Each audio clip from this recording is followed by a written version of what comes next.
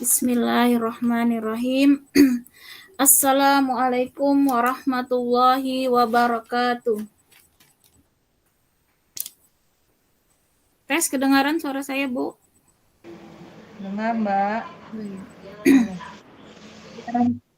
Bismillahirrahmanirrahim. Alhamdulillahirabbil alamin. Wassalatu wassalamu ala asyrafil anbiya'i wal mursalin wa ala alihi wa ashabihi ajma'in, amma ba'du. Asyhadu an la ilaha illallah wa asyhadu anna Muhammadar Rasulullah. Allahumma salli ala Muhammad wa ala ali Sayyidina Muhammad. Ummahat rahimakumullah, marilah kembali kita memanjatkan puji syukur kehadirat Allah Subhanahu wa taala, karena dengan karunia taufik hidayahnya lah kita kembali dipertemukan dalam majelis ilmu.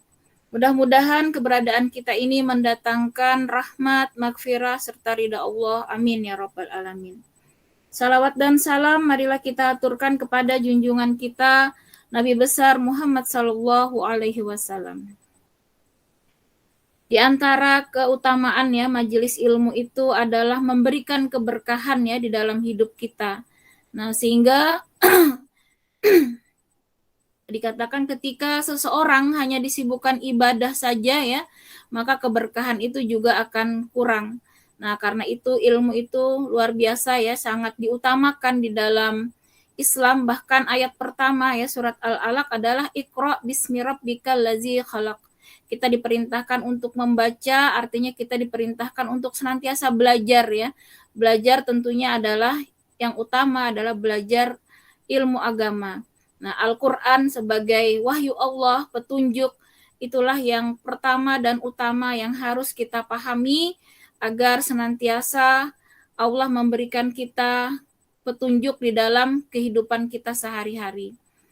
Nah, dengan Al-Quran ini juga maka Allah janjikan ya, banyak sekali keutamaan yang pernah kita bahas, di antaranya Allah janjikan dosa-dosa kita yang luput kita taubati maka akan dimohonkan ampun ya oleh seluruh penduduk langit dan seluruh penduduk bumi ya. Dan Allah juga menjanjikan orang-orang yang terpilih di majelis ilmu adalah orang-orang yang tanda-tanda ya orang tersebut diberi kebaikan oleh Allah. Nah, maka Allah juga janjikan akan Allah mudahkan jalan orang-orang tersebut menuju surganya. Semoga kita termasuk ya di dalam orang-orang yang dijanjikan Allah, hamba-hamba yang mendapat rahmat, maghfirah serta ridha Allah. Amin ya rabbal alamin. Baiklah ibu-ibu, kembali kita berusaha ya untuk memahami Al-Quran dalam rangka kecintaan kita ya kepada Al-Quran, kepada Allah, kepada Rasulnya. Karena sebaik-baik manusia kata Allah di muka bumi ya adalah orang yang senantiasa belajar Al-Quran maupun mengajarkannya. Nah, maka dari itu mudah-mudahan kita termasuk golongan yang terbaik ya menurut Allah tadi ya, adalah orang yang senantiasa tidak henti-hentinya untuk berusaha belajar Al-Quran dan juga mempelajari serta mengajarkan Al-Quran.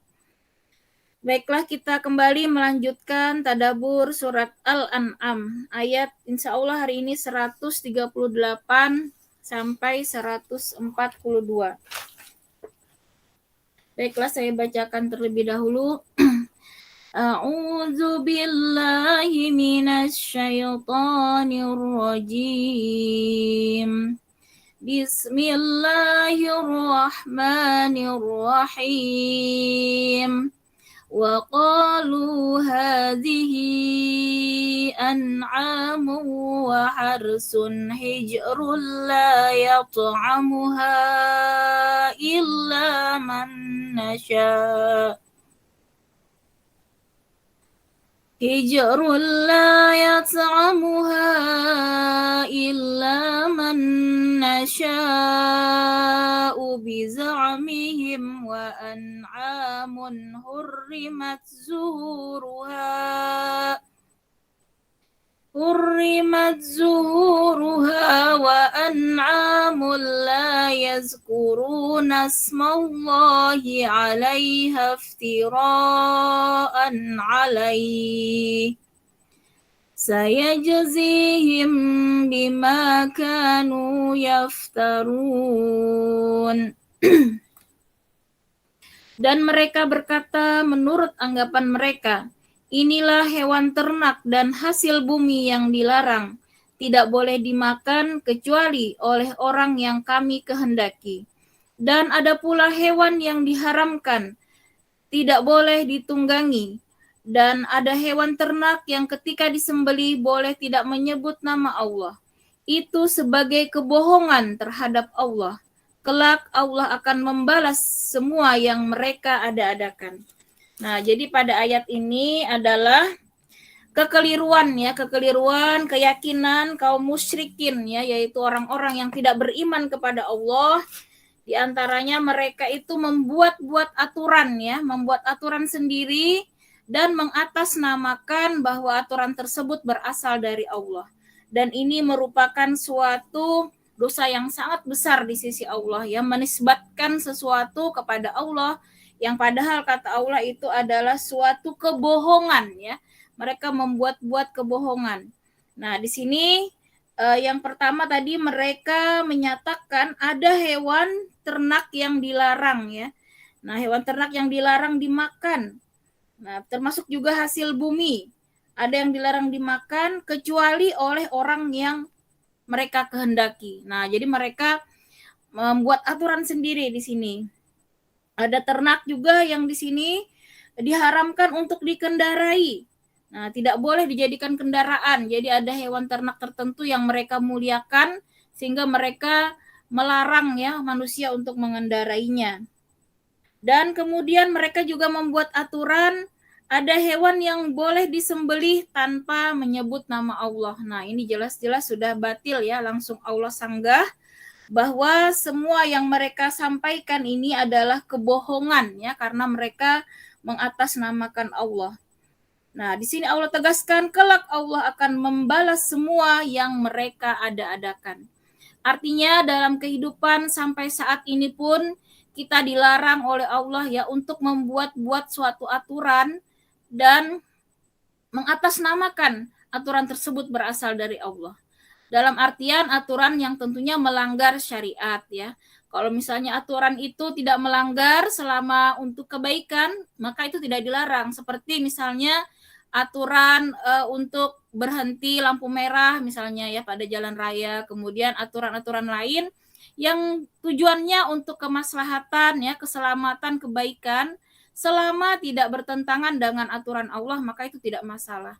Nah, yang jadi masalah ini adalah ketika aturan itu sudah bertentangan dengan hukum Allah yang sudah jelas-jelas bahwa Allah sudah menetapkan di dalam Al-Qur'an hewan apa saja yang Allah haramkan, hewan apa saja yang Allah halalkan, itu sudah sangat jelas di Al-Qur'an. Karena itu tidak layak bagi manusia untuk membuat-buat suatu aturan.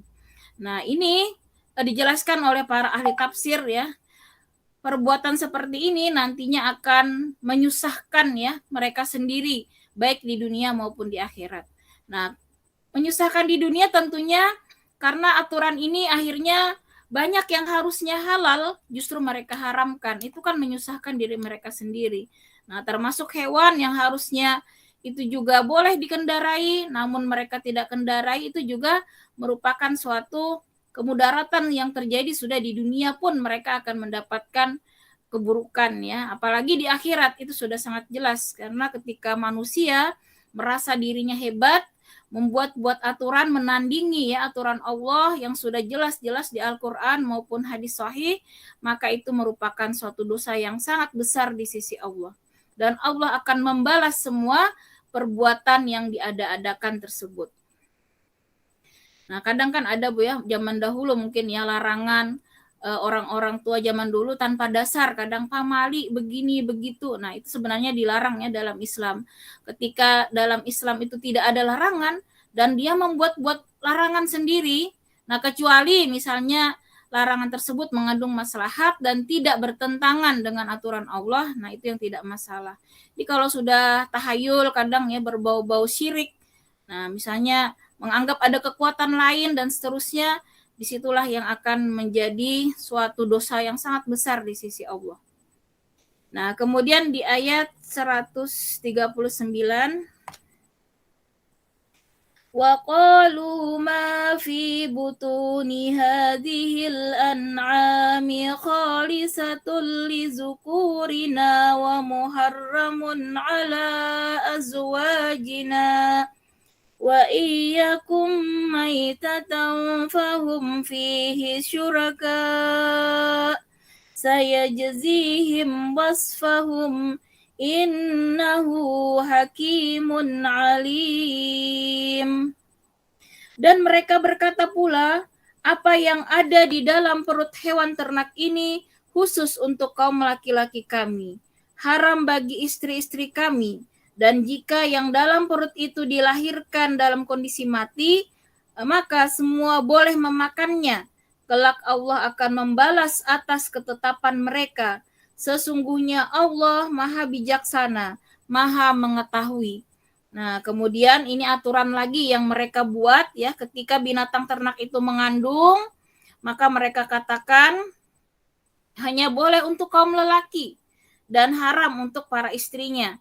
Namun jika kandungannya itu lahir ya, hewan kandungannya lahir, maka katanya mereka katakan di sini lahir dalam keadaan mati, mereka halalkan bagi laki-laki maupun perempuan. Nah, maka keyakinan seperti ini juga Allah bantah ya, itu jelas bukan berasal dari Allah. Maka Allah tegaskan ya, siapa yang di sini mengada-adakan tadi ya, maka kelak Allah akan membalas ya atas ketetapan mereka. Nah, jadi Allah sangat murka ya membuat-buat aturan manusia kreatif ya, membuat larangan ini itu dan mengatasnamakan Allah. Nah, karena itu kita hati-hati kadang ya, demi kadang kepentingan dunia, bisa saja seseorang itu akhirnya terpengaruh ya oleh para dukun, kadang kalau sudah sakit, kadang bingung ya, ada orang-orang tertentu yang kadang akhirnya menghalalkan segala cara pergi ke dukun gitu ya, karena mendengar mungkin di situ mujarab dan seterusnya.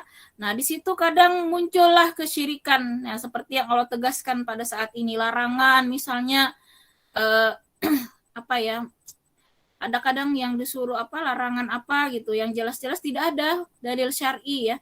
Maka kecuali misalnya seperti dokter melarang zat-zat ini karena memicu penyakitnya, nah itu masih dibolehkan. Tapi kalau larangannya sudah berbau syirik, maka itu diharamkan. Jangan pernah kita terjerumus ya dalam hal-hal seperti itu, karena ayat ini berarti ya Allah sudah sangat tahu ya bahwa sampai akhir zaman pun akan terulang ya, ada orang-orang yang kreatif ya membuat aturan-aturan, merasa dirinya hebat, bisa mempengaruhi orang lain, dan akhirnya di sini menyesatkan ya manusia. Maka kita melihat ya, perbuatan seperti ini dibaliknya adalah bisikan syaitan ya. Nah, bisa jadi mereka itu kadang bekerja sama ya dengan jin ya. Nah, untuk memuluskan tujuannya, dan tidak lain tujuannya itu adalah untuk kepentingan dunianya. Kita lanjut di ayat 140. Nah, kemudian di sini tadi terakhir ya, sesungguhnya Allah Maha Bijaksana, Maha Mengetahui.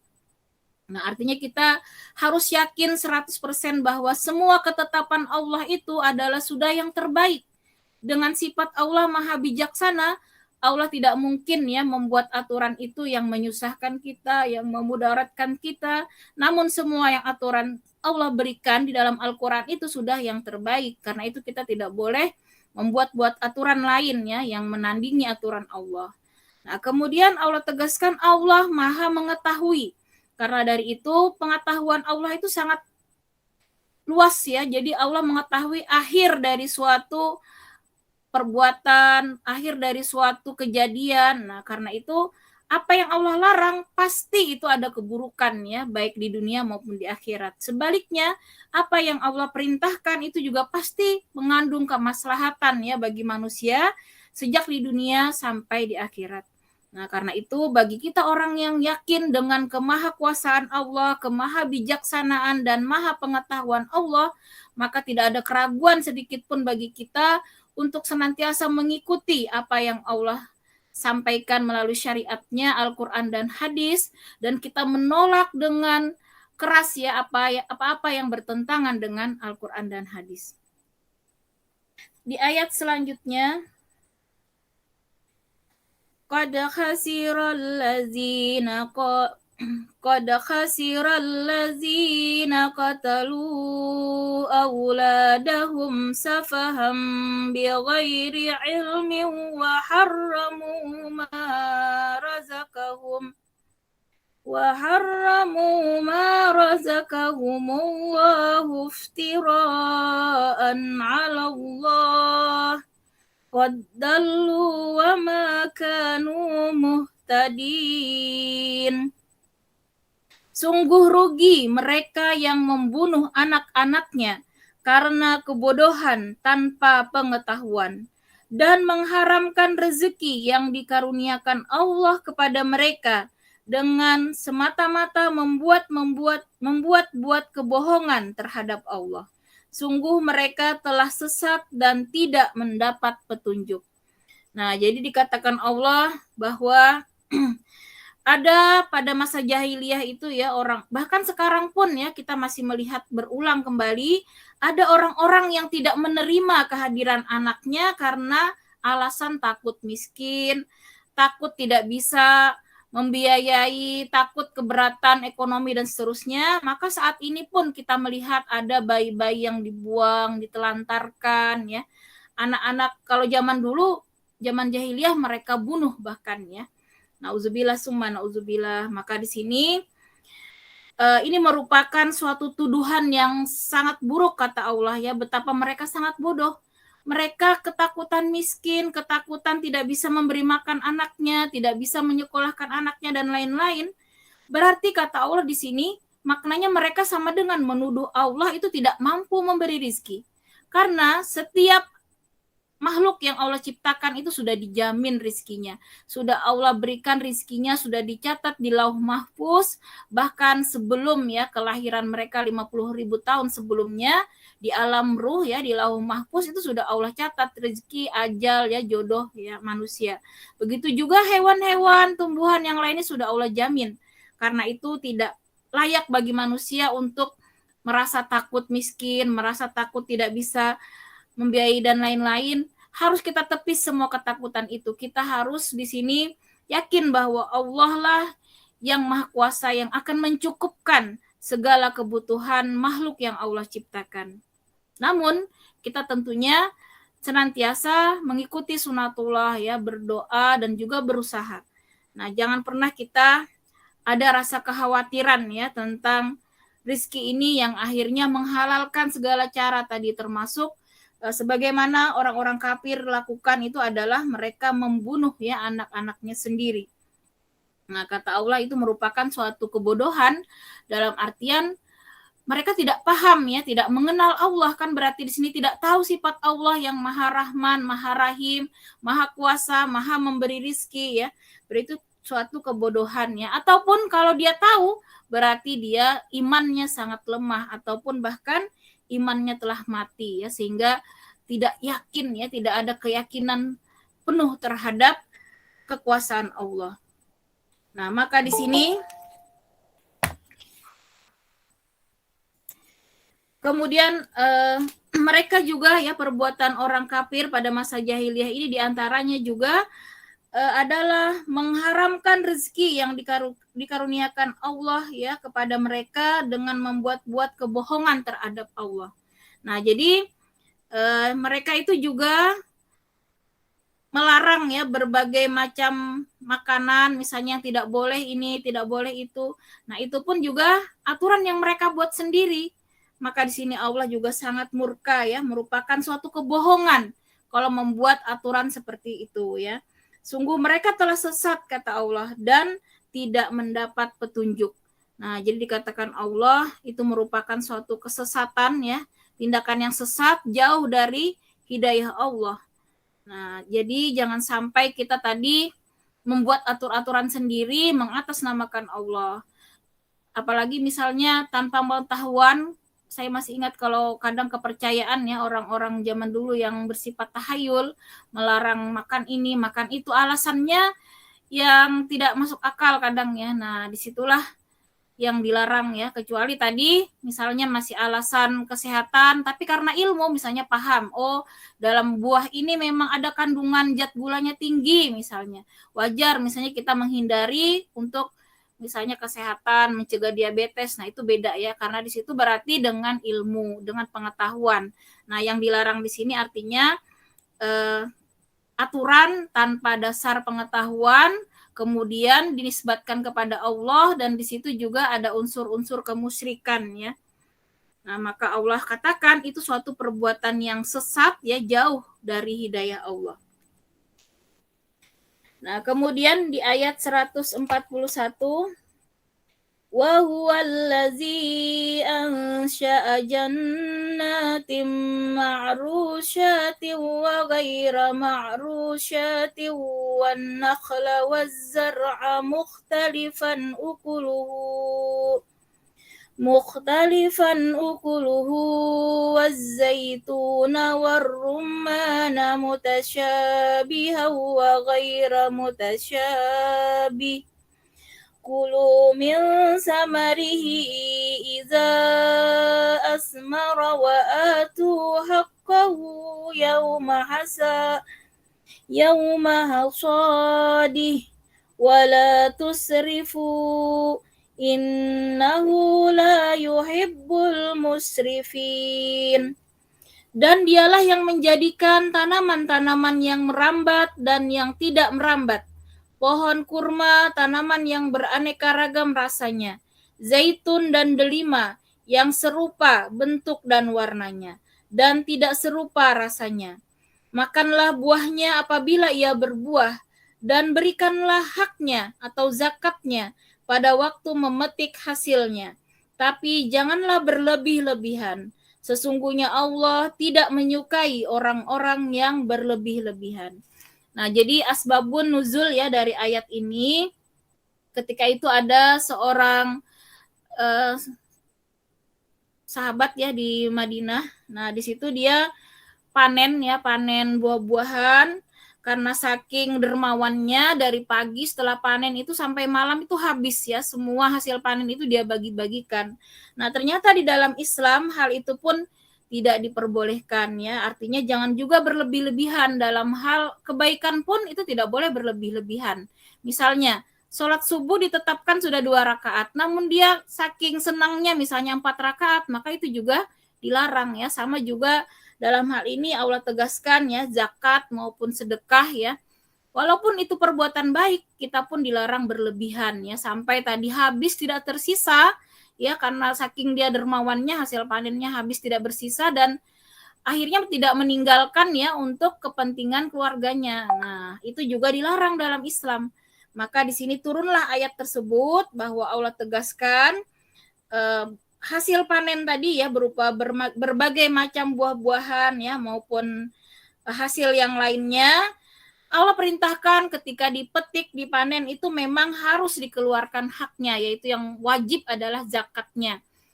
Zakat itu kalau tidak salah ya 1/10 ya kalau dia tada hujan, artinya di situ mengandalkan pengairan dari hujan. Sebaliknya kalau nantinya dia menggunakan tenaga ataupun pengairan sendiri, maka itu akan lebih sedikit lagi ya, 5% ya zakatnya dari hasil panen tersebut. Nah, itu adalah yang wajib ya. Kalaupun nanti mau ditambah sedekah, itu diperbolehkan, namun juga dilarang untuk berlebih-lebihan sampai misalnya menzalimi keluarganya, sampai tidak ada yang tersisa, itu juga tidak diperbolehkan oleh Allah. Jadi Masya Allah luar biasa ya, Allah Maha Adil. Islam itu pertengahan ya, jadi tidak juga bakil, tidak juga kikir ya, namun tidak juga boros. Nah, jadi kita juga dilarang walaupun yang mubah misalnya makanan ya, minuman, itu kita juga dilarang untuk berlebih-lebihan sampai misalnya kekenyangan, sampai misalnya mengeluarkan budget yang sangat besar misalnya. Nah, dalam Islam itu dianggap pemborosan dan itu juga larangan dari Allah. Sebaliknya terlalu bakhil, terlalu pelit ya, misalnya saking disayang-sayang hartanya sampai anaknya nangis, misalnya nggak seharusnya dia masih bisa beli, misalnya tidak juga sampai menzalimi keluarganya seperti itu juga dilarang. Nah, karena itu di sini kita adalah umatan ya, wasatan, artinya pertengahan ya, jadi tidak boros dan tidak juga kikir ataupun bakhil. Sementara kalau zakat, nah zakat itu memang wajib tadi sesuai ukurannya ya. Kalau harta itu kan 2,5%. Nah kalau ini tadi hasil kebun tergantung apakah pengairan dari hujan, artinya tanpa itu mengandalkan tanda hujan, atau misalnya dengan pengairan yang harus dengan tenaga manusia ataupun harus diusahakan, nah itu akan berbeda tadi ya untuk zakatnya. Nah, kemudian di ayat 142 terakhir, wa minal an'ami hamulatan wa farsha kulu mimma razaqakumullahu wa la tattabi'u khutuwatis syaitan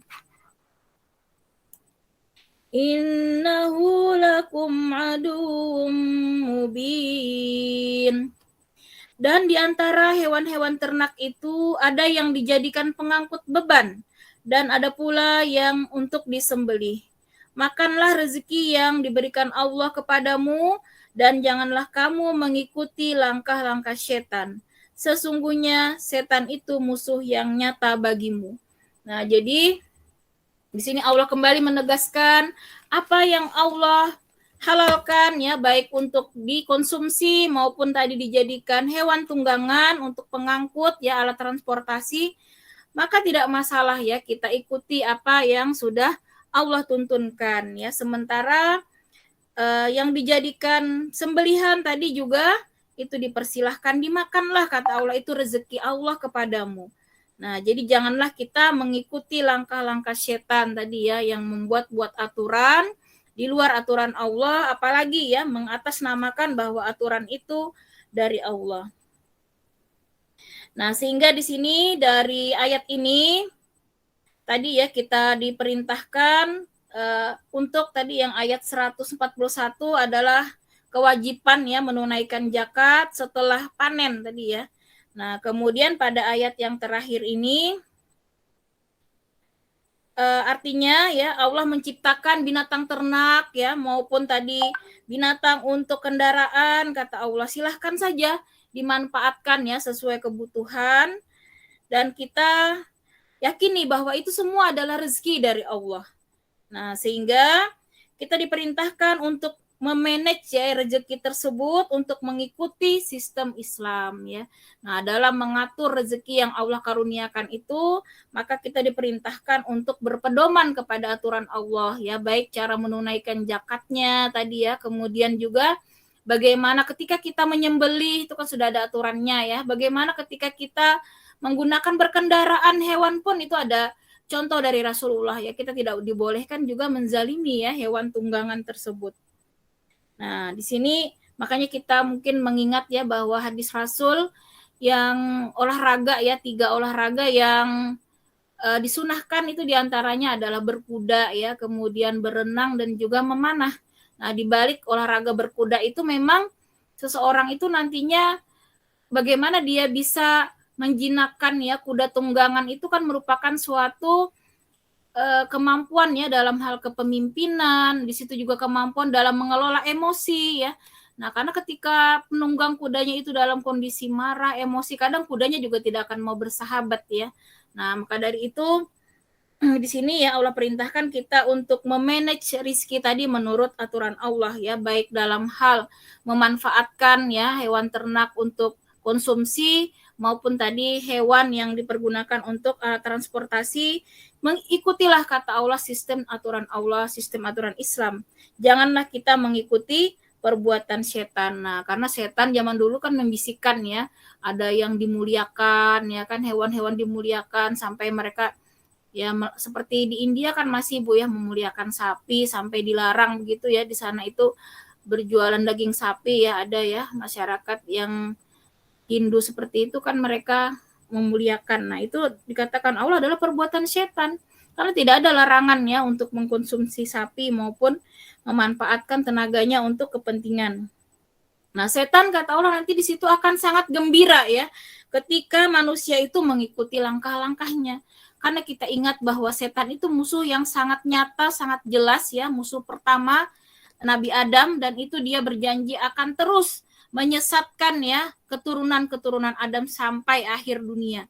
Nah, saking mereka dendamnya ya dengan Nabi Adam sampai keturunannya mereka akan terus berusaha menyesatkan. Dan kita tahu bahwa yang namanya jin ya, iblis itu adalah datuknya jin. Kalau kita Nabi Adam datuk kita ya, kalau iblis itu adalah datuknya para jin ya. Nah, mereka itu kan tidak dimatikan sampai akhir kiamat ya. Matinya nanti semua, sehingga beranak pinak sangat banyak jumlahnya. Bisa-bisa satu orang kita ini sekarang mungkin ada ratusan lebih ya jin yang senantiasa bersifat setan ya, artinya dia berusaha menyesatkan kita. Karena itu kita harus lebih kuat lagi menjaga, membentengi diri kita ya, supaya iman kita ini kuat, jangan sampai terpengaruh tadi oleh bisikan bujuk rayu setan. Nah, karena setan berhasil ya kalau dia sudah bisa menyesatkan kita. Nah, jadi setan itu kadang menganggap perbuatan kita yang buruk itu dihias-hiasinya seakan baik ya.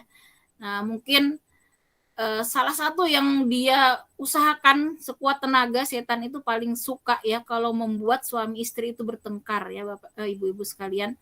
Dia sangat senang kalau di keluarga itu bertengkar, ribut, itu setan luar biasa senangnya. Karena itu jalan yang paling mudah ya ketika seseorang itu marah, itu jalan yang paling mudah dia untuk menguasai. Jadi ketika kita marah itu pada dasarnya kita sudah dikuasai setan. Nah, karena itu kita diperintahkan ya oleh Rasulullah ketika marah saat kondisi berdiri kita diperintahkan duduk. Kalau saat duduk belum reda juga kita diperintahkan bahkan berbaring. Kalau belum reda juga disuruh Rasulullah kita berwudu.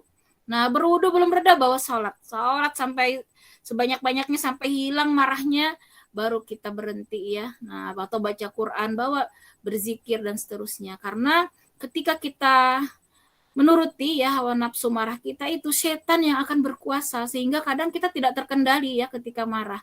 Nah, disitulah setan sangat mudah ya, apalagi ibu-ibu ini dengan kita ini kan apa namanya potensinya memang emosional ya, lebih dominan daripada laki-laki. Nah, sementara laki-laki itu kan rasionalnya lebih dominan. Maka ibu-ibu akan mudah sekali tersulut, dikit-dikit gitu ya, kadang minta cerai ya, dikit-dikit kadang minta pisah, nauzubillah ya. Jadi makanya dalam Islam itu hak ya untuk menalak itu kan sebenarnya dari suami ya. Nah, karena itu Allah tahu betul sifat perempuan ya, mudah sekali emosional.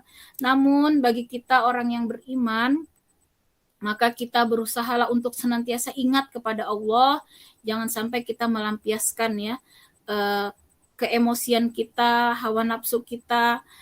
Yang terbaik itu kata Allah, yang kuat itu bukan yang dia menang ya dalam berdebat, menang dalam misalnya berpendapat ya ataupun berargumen dan lain-lain misalnya. Namun yang menang itu justru yang mampu kata Allah menahan emosinya ya, mengendalikan hawa nafsunya. Dan kata Rasulullah juga itu merupakan salah satu peperangan yang sangat besar ya, bahkan melebihi perang Badar sekalipun ya. Nah, karena perang hawa nafsu ini di dalam diri kita ya, bagaimana kita bisa mengendalikan diri kita untuk senantiasa tadi mengikatkan pada aturan Allah, tidak menuruti aturannya setan ya, tidak menuruti hawa nafsu kita. Nah, itulah makanya ya tidak berguna juga ya kata kita ingat hadis Rasulullah bagaimana seorang wanita yang sehari-harinya dia itu taat beribadah namun takdirnya masuk neraka gara-gara ya dia itu diantaranya perbuatannya itu ya salah satunya dia menyakiti tetangganya ya dengan sikapnya. Ada juga wanita yang ahli ibadah masuk neraka gara-gara dia menyiksa hewan. Nah, kalau kita lihat kelihatannya sepele namun ternyata hati-hati manusia itulah yang dinilai Allah. Allah dengan Maha Rahman, Maha Rahimnya akan meridai orang-orang yang penuh kasih sayang ya, yang di dalam dirinya itu punya kelembutan, rendah hati ya, tawadu, kemudian berkasih sayang, bahkan kasih sayang cintanya kepada Allah melebihi cintanya pada diri sendiri. Sehingga sebagaimana Rasulullah kita melihat beliau biar dihina seperti apa, disakiti seperti apapun ya, kalau itu fisik beliau, diri beliau, keluarga beliau, sedikit pun beliau tidak marah. Namun ketika Islam yang dihina, ketika Allah yang dilecehkan, ketika Al-Quran, beliau luar biasa perang ya, menantang dengan perang. Nah, marah yang seperti inilah yang dibolehkan. Nah, Sayyidina Ali sendiri, kita ingat ya, pada suatu peperangan, beliau itu sudah tinggal ditebas sedikit saja itu leher musuh itu penggal sudah. Namun ketika musuh tersebut meludahi beliau, beliau mengurungkan niat untuk membunuhnya. Kaget musuhnya, kenapa tidak dilanjutkan membunuh? Tadi aku marah karena kamu sudah memerangi Islam. Sekarang aku marahnya berubah gara-gara kamu meludahi, maka aku berhenti. Tidak jadi aku memenggal kepalamu. Ketika marahku bukan karena Allah, maka sia-sia katanya perbuatanku. Nauzubillah ya, summa nauzubillah. Jadi ketika kita marah hanya karena kita dihina, karena kita dilecehkan ya, ataupun segala macam, itu ternyata marah yang tidak pantas untuk diperturutkan. Karena ketika seseorang menghina kita, hakikatnya dia bukan menghina kita, namun menghina Allah yang Maha Mencipta. Begitu sebaliknya. Ketika kita menghina seseorang ya, pada hakikatnya kita menghina Allah yang Maha Pencipta, sehingga tidak layak bagi kita untuk mencibir, menghina, mengolok-olok apapun di dunia ini yang Allah ciptakan.